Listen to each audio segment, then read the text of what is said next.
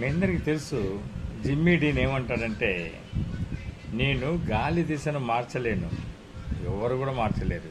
గాలి దిశ ఏ విధంగా వస్తే ఆ విధంగా మనం ఆహ్వానించాలి, దాన్ని ఆస్వాదించాలి, చక్కగా మన ఆరోగ్యానికి ఉపయోగించుకోవాలి లేదా వెదర్కి ఉపయోగించుకోవాలి.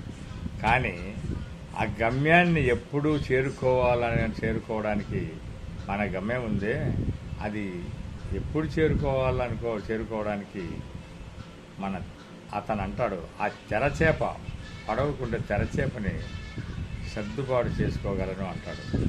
అంటే ఏమి?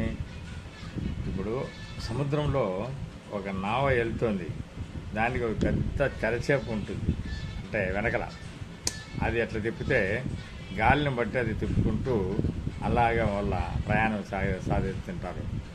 అలాగా ఎప్పుడైతే గాలిని మనం మార్చలేము కాబట్టి ఆ గాలికి అనుగుణంగా మన యొక్క తెరని ఎప్పుడైతే సరి చేసుకుంటామో అప్పుడు మనము ఆ డెస్టినేషన్ని చేరుకోగలుగుతాము అనేది ఇందులో మీనింగ్ అని నేను భావిస్తున్నాను. నచ్చితే సబ్స్క్రైబ్ చేయండి మిత్రులారా. Thank you so much.